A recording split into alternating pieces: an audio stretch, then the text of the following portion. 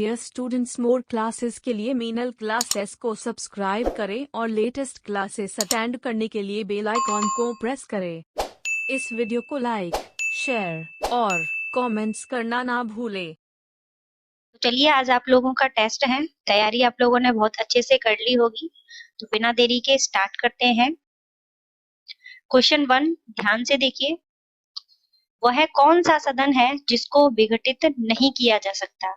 वह कौन सा सदन है जिसको विघटित नहीं किया जा सकता या भंग नहीं किया जा सकता? लोकसभा, विधानसभा, विधान परिषद या उपरोक्त में से कोई नहीं। तो फटाफट से चारों में से कौन सा आपका सही होगा? आंसर लगाओ फटाफट।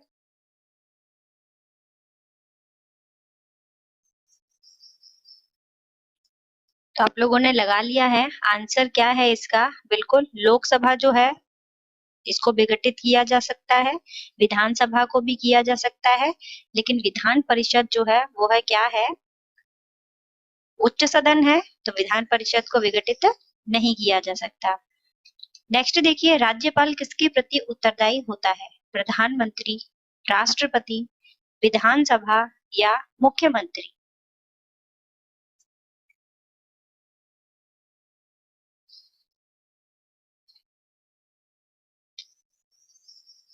तो देखिए यहाँ पर जो सही उत्तर होगा वो क्या होगा कि राज्यपाल जो है जिसकी नियुक्ति करते हैं राष्ट्रपति, तो यह राष्ट्रपति के प्रति उत्तरदायी होते हैं। नेक्स्ट देखिए थर्ड क्वेश्चन, प्रधानमंत्री किसे पद की शपथ दिलाते हैं? उपमंत्री, उप प्रधानमंत्री, अस्थायी लोकसभा अध्यक्ष या संसदीय सचिव?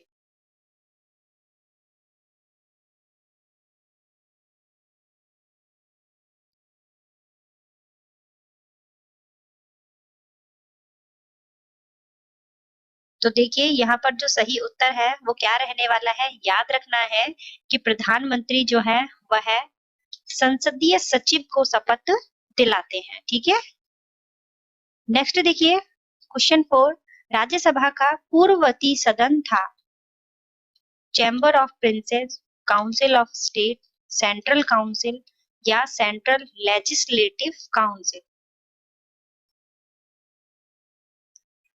तो राज्यसभा को पहले क्या बोलते थे? राज्यसभा का पूर्ववर्ती सदन था।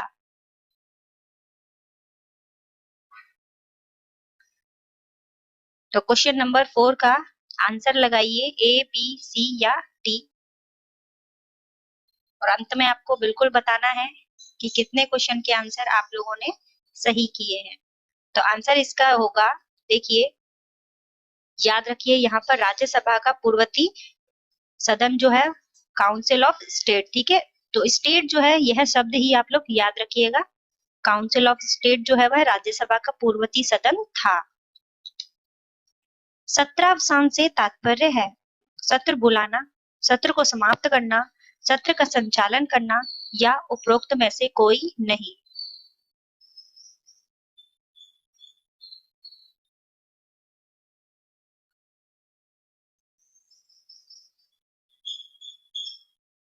तो क्वेश्चन नंबर 5 का सही उत्तर क्या होगा? आंसर क्या होगा यहाँ पर कि देखिए सत्र अवसान। ठीक है, अवसान का मतलब क्या होता है? समाप्त करना होता है। आंसर क्या है? सत्र को समाप्त करना। भारत की न्यायपालिका का स्वरूप है? ऑप्शन देखिए, एकीकृत, केंद्रीकृत, विकेंद्रीकृत या विस्तृतात्मक। तो इन चारों में से सही उत्तर क्या रहेगा?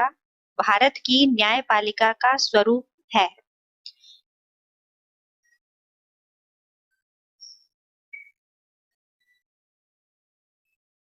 तो क्वेश्चन नंबर 6 का सही उत्तर क्या रहेगा? आंसर रहेगा बिल्कुल ऑप्शन ए, एकीकृत। निम्न में से कौन भारत के संविधान का अभिरक्षक है? राष्ट्रपति, प्रधानमंत्री, लोकसभा या उच्चतम न्यायालय?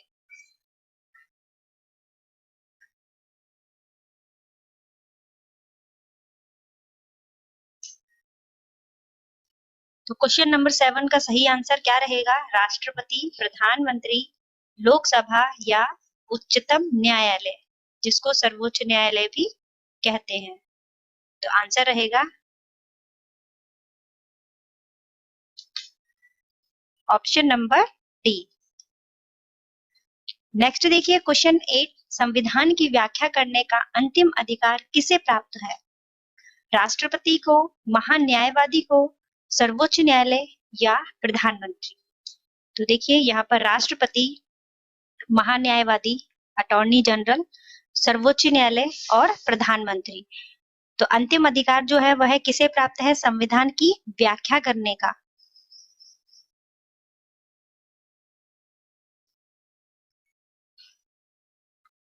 क्वेश्चन नंबर 8 का सही उत्तर क्या रहेगा? आंसर रहेगा यहाँ पर ऑप्शन नंबर सी।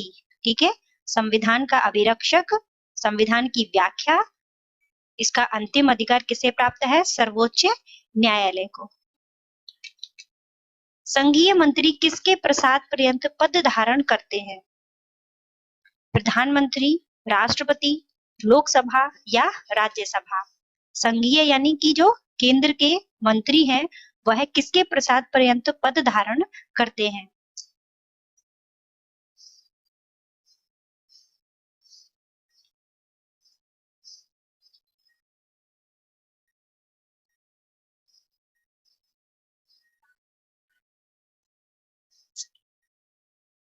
तो यहाँ पर आंसर रहेगा कि जब केंद्रीय मंत्री जो होते हैं उनको नियुक्त जो है वो कौन करते हैं? राष्ट्रपति। ठीक है, तो इन्हीं के प्रसाद पर्यंत पद धारण करते हैं। नेक्स्ट है क्वेश्चन 10, सरकार के कितने स्तर हैं? 1, 2, 3 या 4?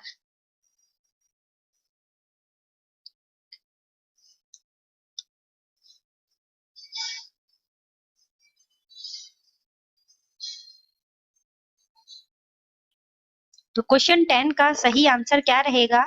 आंसर रहेगा इसका सही बिल्कुल ऑप्शन बी 2। ठीक है, सरकार के 2 स्तर हैं, केंद्रीय स्तर और राज्य स्तर। ठीक है, यहाँ अंग अगर पूछा होता तब आपका आंसर राष्ट्रपति, लोकसभा और राज्यसभा होता। क्वेश्चन 11 है, 17वीं लोकसभा में प्रोटेम स्पीकर नियुक्त किए गए? के वेणुगोपाल, राजीव महर्षि, वीरेंद्र कुमार या ओम बिरला?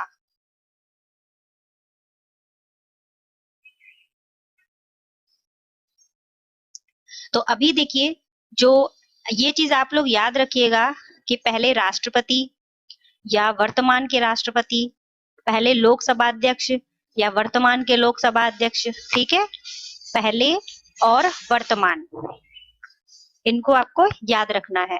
ठीक है, तो 17वीं लोकसभा में प्रोटेम स्पीकर नियुक्त किए गए, तो इसका सही आंसर जो होगा वो क्या होगा? वीरेंद्र कुमार। अब ये प्रोटेम स्पीकर जो है उनका क्या कार्य होता है? इनका कार्य होता है कि जो केंद्र में मंत्री होते हैं तो उनको शपथ दिलाना। ठीक है, शपथ दिलाने का काम जो है वह प्रोटेम स्पीकर का होता है और पहली अध्यक्षता करना। उसके बाद जो अध्यक्षता करते हैं वो कौन करते हैं? वो स्पीकर करते हैं, लोकसभा के अध्यक्ष। तो इनका केवल स्टार्टिंग में ही काम होता है प्रोटेम स्पीकर का। नेक्स्ट देखिए क्वेश्चन 12 है, संघीय कार्यपालिका का मुखिया राष्ट्रपति होता है। यह संदर्भ संविधान के किस अनुच्छेद में है? अनुच्छेद 52, अनुच्छेद 53, अनुच्छेद 74 या अनुच्छेद 78?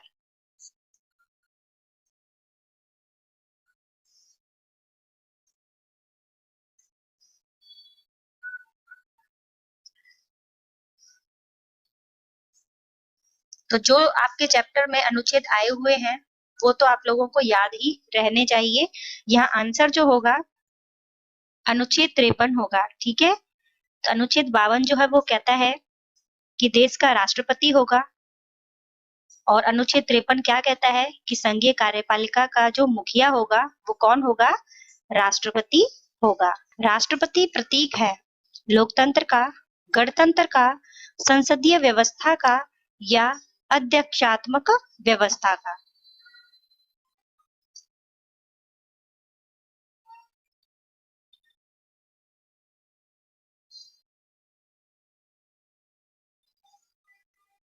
तो यहाँ पर क्या रहेगा आंसर?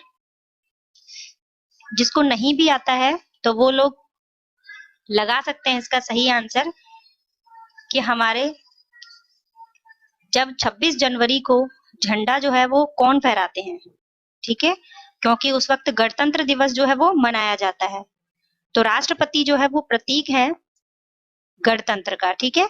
यहाँ प्रधानमंत्री होता तो आपका आंसर लोकतंत्र हो जाता। चलिए नेक्स्ट देखिए, कानून निर्माण करने वाला सरकार का अंग है व्यवस्थापिका, कार्यपालिका, न्यायपालिका या उपरोक्त सभी।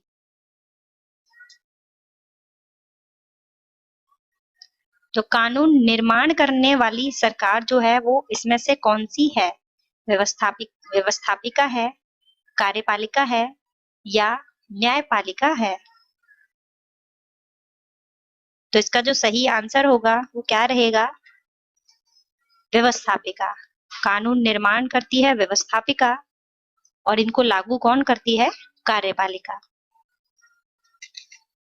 राष्ट्रपति की योग्यताओं में सम्मिलित नहीं है न्यूनतम आयु 35 वर्ष, लाभ के पद पर ना हो, लोकसभा का सदस्य हो, भारत का नागरिक हो।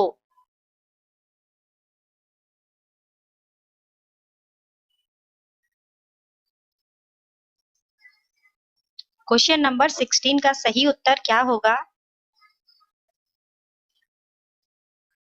तो यहाँ पर देखिए भारत का नागरिक हो, ये तो योग्यताओं में शामिल है।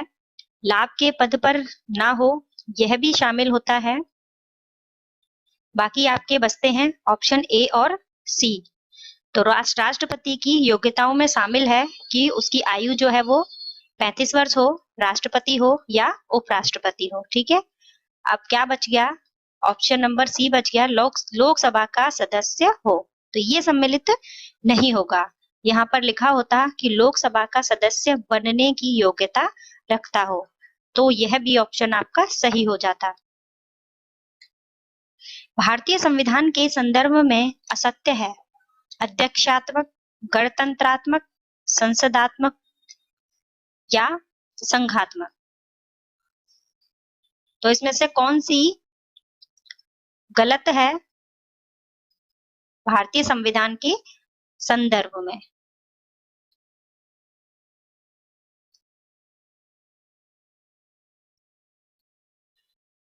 तो क्वेश्चन नंबर 17 का सही आंसर जो है वो फटाफट से लगाओ सभी।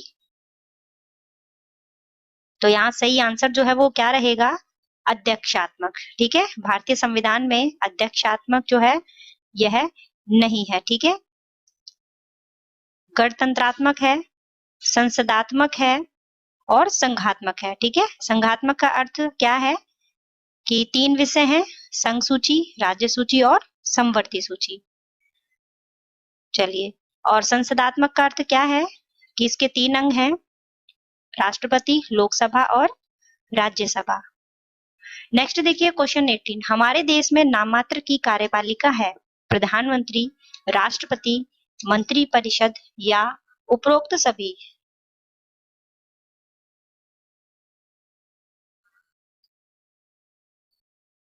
तो क्वेश्चन नंबर 18 का सही उत्तर क्या होगा कि हमारे देश में नाम मात्र की कार्यपालिका है। तो कार्यपालिका में देखिए प्रधानमंत्री भी आते हैं, राष्ट्रपति भी आते हैं और मंत्री परिषद भी आती है, और मंत्री परिषद का प्रधानमंत्री होता है। तो कार्य जो है वो वास्तव में किसके द्वारा होता है? कार्यपालिका में उस मंत्री परिषद के द्वारा होता है जिसके प्रधानमंत्री होते हैं। तो नाम मात्र की कार्यपालिका जो है वो किसको कहेंगे? राष्ट्रपति को। संसदीय शासन प्रणाली में मंत्री परिषद सामूहिक रूप से किसके प्रति उत्तरदायी होते हैं? प्रधानमंत्री के, केवल लोकसभा के, केवल राज्यसभा के या सर्वोच्च न्यायालय के?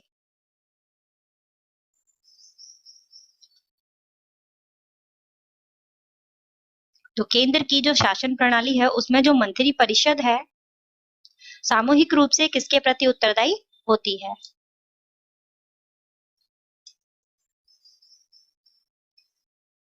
तो क्वेश्चन नंबर 19 का सही आंसर लगाइए, ए, बी, सी या डी।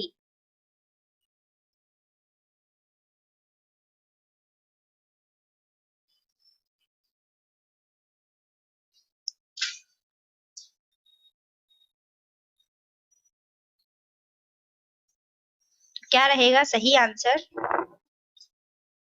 तो देखिए यहाँ पर आंसर जो है वो सही रहेगा, केवल लोकसभा के प्रति। ठीक है, संसदीय शासन प्रणाली में मंत्री परिषद जो है वो सामूहिक रूप से लोकसभा के प्रति उत्तरदायी होती है।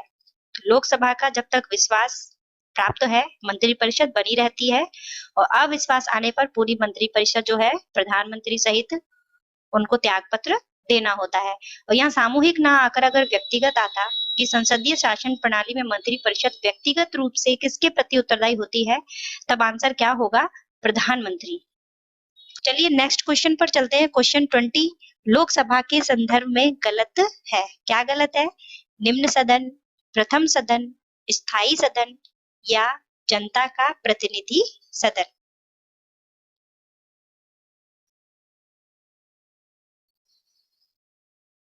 तो बहुत ही आसान सा क्वेश्चन है ये तो।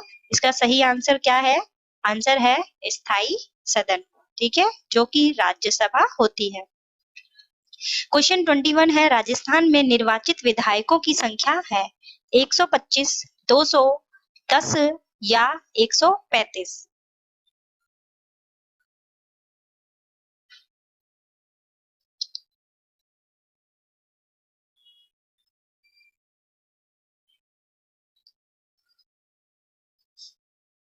क्वेश्चन नंबर 21 का आंसर जो है वो क्या रहने वाला है?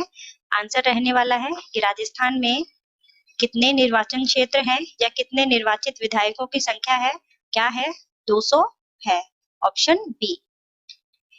निशुल्क शिक्षा व अनिवार्य शिक्षा अधिकार अधिनियमित किया गया लोकसभा द्वारा, राज्यसभा द्वारा, संसद द्वारा या उपरोक्त में से कोई नहीं।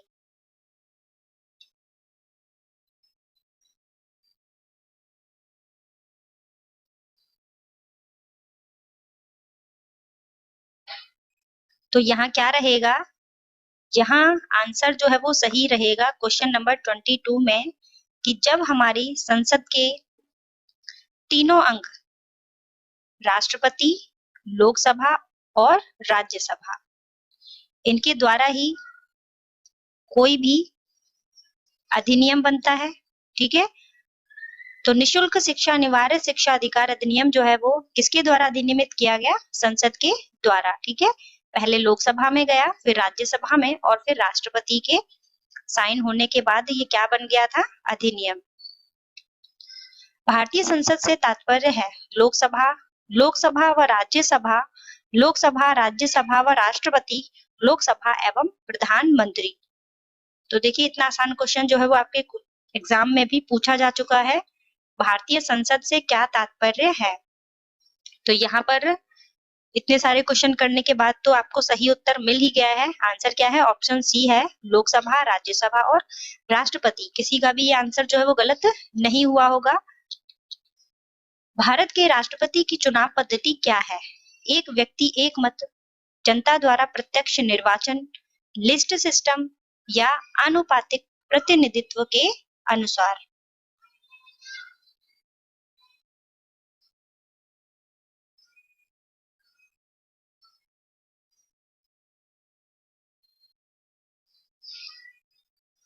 तो आंसर जो है वो क्या है क्वेश्चन 24 का? तो यहाँ पर तो आंसर रहेगा यहाँ पर आनुपातिक प्रतिनिधित्व के अनुसार। वर्तमान में कौन सी लोकसभा है? 15वीं, 16वीं, 17वीं या 18वीं? तो क्या होगा सही आंसर क्वेश्चन नंबर 25 का? वर्तमान में कौन सी लोकसभा है? 15वीं, 16वीं, 17वीं या 18वीं? तो इसका जो सही उत्तर होगा वो रहेगा क्वेश्चन नंबर 25 का 17वीं लोकसभा। नेक्स्ट देखिए क्वेश्चन 26 भारतीय संसद का स्वरूप है। तो एक ही क्वेश्चन जो है वो बहुत तरीके से पूछा जा सकता है एग्जाम में। भारतीय संसद का स्वरूप है एक सदनात्मक, द्विसदनात्मक, त्रिसदनात्मक या उपरोक्त में से कोई नहीं। तो भारतीय संसद का स्वरूप क्या है?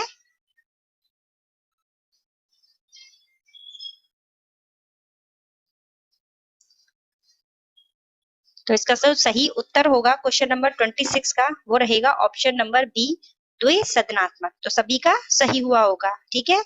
अब यहाँ पर एक क्वेश्चन जो है वो मैं आपसे इसी वक्त पूछ रही हूँ, टाइप नहीं किया है। राजस्थान में जो विधानमंडल है उसका स्वरूप है एक सदनात्मक, द्विसदनात्मक, त्रिसदनात्मक या उपरोक्त में से कोई नहीं। तो फटाफट से आंसर जो है वो कमेंट बॉक्स में बताइए कि राजस्थान में विधानमंडल का जो स्वरूप है वो क्या है। तो आंसर उसमें क्या रहेगा? आंसर रहेगा एक सदनात्मक, ठीक है। एक ही सदन है, विधानमंडल है, विधान परिषद नहीं है।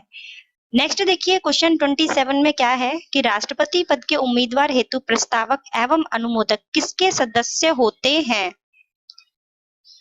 संसद, विधानसभा, विधान परिषद या निर्वाचक मंडल।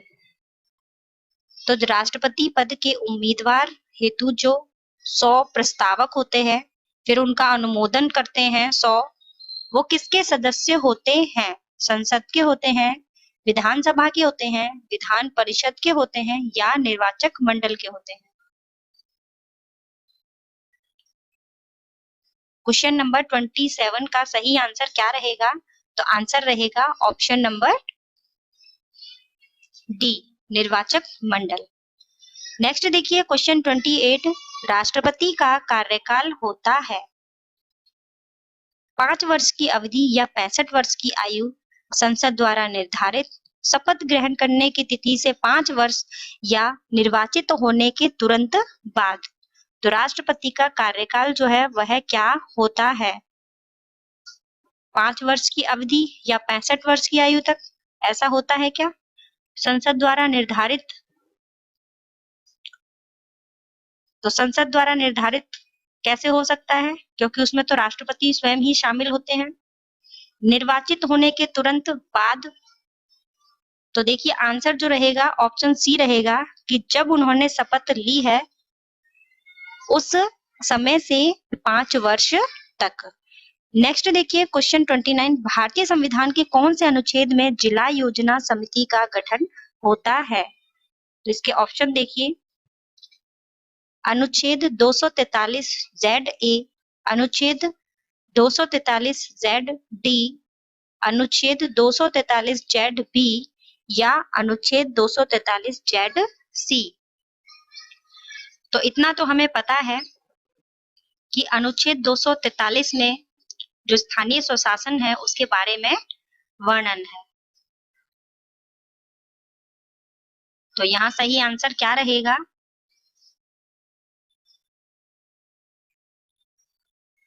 तो यहाँ पर जो आंसर रहेगा वो रहेगा ऑप्शन नंबर सी, अनुच्छेद 243 ZB। नेक्स्ट देखिए 30 क्वेश्चन है कि लोकसभा का कार्यकाल होता है, निश्चित होता है, अनिश्चित होता है, स्थायी होता है या उपरोक्त सभी। लोकसभा का कार्यकाल होता है, निश्चित होता है, अनिश्चित होता है, अस्थायी होता है, सी है स्थायी होता है या उपरोक्त सभी होता है। तो उपरोक्त सभी तो नहीं हो सकता, तो यहाँ पर जो सही आंसर रहेगा वो क्या रहेगा? लोकसभा का कार्यकाल होता है। तो देखिए लोकसभा जो है उसका विघटन होता है, तो यह निश्चित तो नहीं होगा, जब निश्चित नहीं है तो स्थायी भी नहीं होगा। तो आंसर क्या रहेगा? ऑप्शन बी, अनिश्चित। नेक्स्ट चलिए क्वेश्चन नंबर 31, क्या है 31 क्वेश्चन में, निम्नलिखित में किसकी नियुक्ति राष्ट्रपति द्वारा नहीं की जाती? प्रधानमंत्री, राज्यपाल, उपराष्ट्रपति या उपराज्यपाल। किसकी नियुक्ति जो है वो राष्ट्रपति द्वारा नहीं की जाती? प्रधानमंत्री, राज्यपाल, उपराष्ट्रपति या उपराज्यपाल।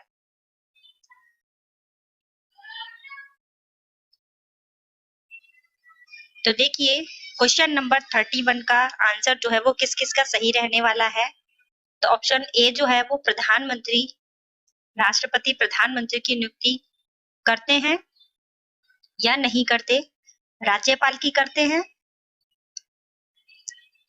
तो देखिए प्रधानमंत्री की भी करते हैं, राज्यपाल की भी करते हैं, और जो केंद्र शासित प्रदेश होते हैं तो वहां उपराज्यपाल की भी करते हैं।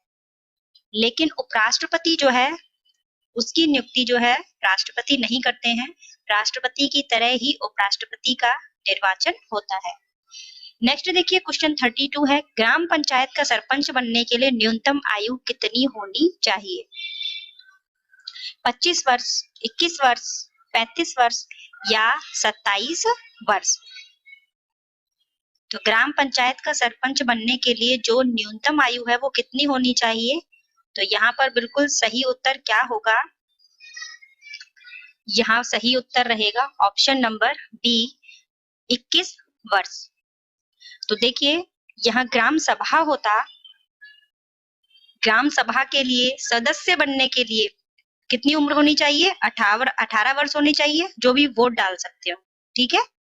और लोकसभा और विधानसभा उसके लिए 25 वर्ष होनी चाहिए। वहीं पर विधान परिषद और राज्यसभा 30 वर्ष होनी चाहिए। राष्ट्रपति और उपराष्ट्रपति के लिए 35 वर्ष होनी चाहिए। चलिए नेक्स्ट देखिए क्वेश्चन 33, संसद की संयुक्त बैठक किन विधेयकों पर बुलाई जाती है? धन विधेयक, साधारण विधेयक, संविधान संशोधन विधेयक या उपरोक्त सभी? संसद की संयुक्त बैठक यानी लोकसभा और राज्यसभा दोनों, इनकी जो विधेयक किस विधेयकों पर बुलाई जाती है?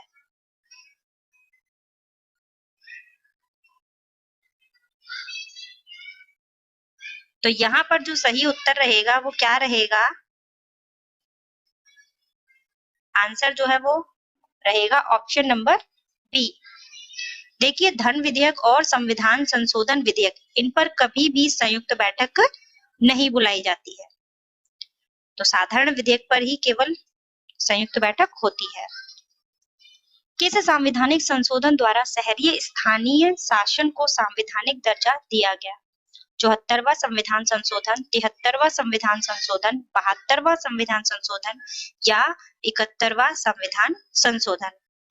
तो वो कौन सा संविधान का संशोधन है यानी बाद में जोड़ा गया है, जो अनुच्छेद में शहरी स्थानीय शासन को संवैधानिक दर्जा दिया गया?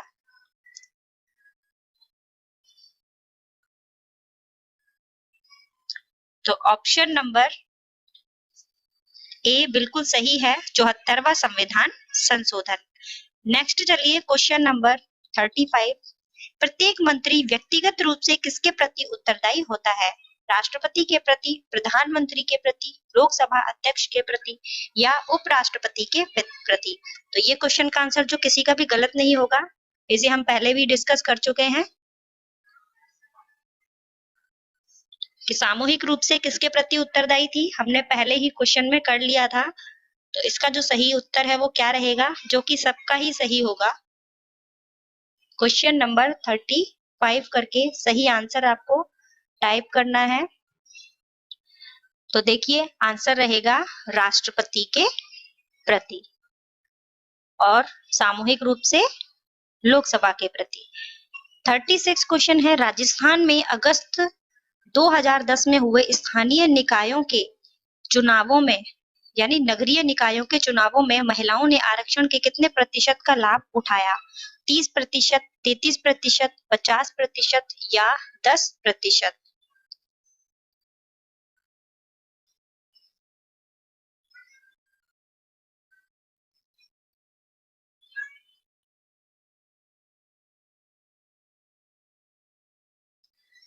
तो क्वेश्चन नंबर 36 का सही उत्तर होगा ऑप्शन सी, 50%। ठीक है, राजस्थान में 50% जो है वो हो गया है। नेक्स्ट देखिए क्वेश्चन 37, हमारे देश की वास्तविक कार्यपालिका है प्रधानमंत्री, राष्ट्रपति, मंत्री परिषद या उपरोक्त सभी? तो बहुत ज्यादा ही सरल क्वेश्चन है। 37 क्वेश्चन सभी का सही रहना चाहिए। हमारे देश की वास्तविक कार्यपालिका है, वास्तव में जो कार्यपालिका कौन है? आंसर मंत्री परिषद। ठीक है, अब देखिए हमने पहले क्या बात की थी कि नाम मात्र के अध्यक्ष और वास्तविक अध्यक्ष कौन है? वास्तविक जो है वो कौन है? प्रधानमंत्री हैं। ठीक है, लेकिन जब ऑप्शन में मंत्री परिषद ही दे रखा है जिसकी सहायता से प्रधानमंत्री जो है वो कार्य कर रहे हैं, तो ऑप्शन क्या रहेगा, मंत्रिपरिषद रहेगा। यदि मंत्रिपरिषद ना होता यहाँ तो आंसर आपका प्रधानमंत्री सही हो जाता। चलिए नेक्स्ट देखिए 38, राज्यपाल को वापस बुलाया जा सकता है प्रधानमंत्री द्वारा, राष्ट्रपति द्वारा, सर्वोच्च न्यायालय के मुख्य न्यायाधीश द्वारा या मुख्यमंत्री द्वारा। तो राज्यपाल को वापस कौन बुला सकते हैं?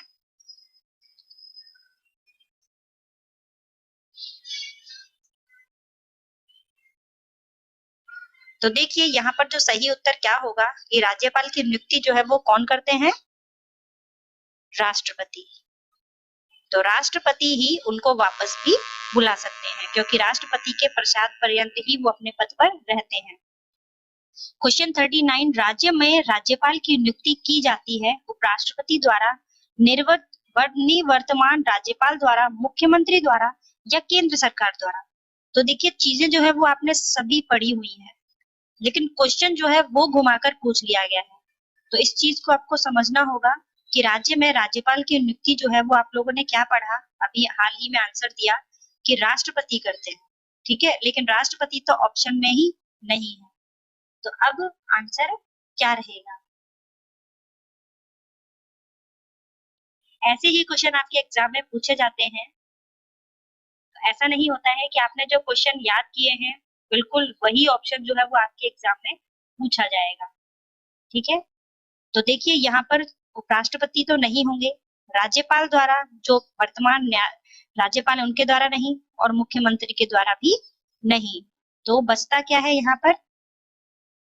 केंद्र सरकार द्वारा, ठीक है। तो राष्ट्रपति जो है वह केंद्र सरकार, संघीय सरकार इसका अंग है, संसद का अंग है। तो आंसर क्या रहेगा? केंद्र सरकार। पंचायती राज संस्थाओं को प्रभावी और सशक्त बनाने के लिए 73वां संविधान संशोधन किस वर्ष पारित हुआ?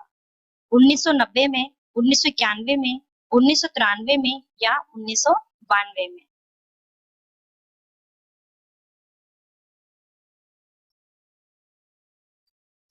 तो देखिए संविधान के भाग 9, ठीक है, भाग 9 और भाग 9 क, इन दोनों में ही स्थानीय स्वशासन और पंचायती राज इसका वर्णन है।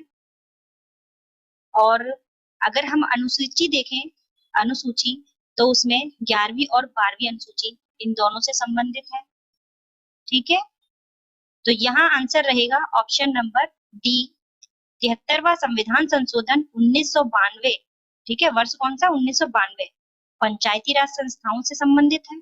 वहीं 74वां संविधान संशोधन 1993 किससे संबंधित है? स्थानीय स्वशासन से। तो ये आपका अंतिम प्रश्न था। 40 क्वेश्चन हम लोगों ने किए हैं। तो लास्ट वीडियो में 35 क्वेश्चन किए थे और इस वीडियो में 40 क्वेश्चन किए, ठीक है। लगभग 75 क्वेश्चन जो है वो आप लोगों ने कर लिए। इससे बाहर जो है कोई भी चीज नहीं जाएगी आपके एग्जाम में पॉलिटी से संबंधित। बाकी आप लोग याद कर लीजिएगा, वर्तमान में मुख्यमंत्री कौन है, राज्यपाल कौन है, प्रधानमंत्री, राष्ट्रपति, स्पीकर, प्रोटेम स्पीकर, ठीक है, और सबसे प्रथम जो है वो कौन थे, चाहे वो राष्ट्रपति हो, लोकसभा अध्यक्ष हो या प्रोटेम स्पीकर हो। तो ये चीज जो है वो आप लोग याद कर लीजिएगा। मिलते हैं नेक्स्ट वीडियो में नेक्स्ट टेस्ट के साथ। Thank you.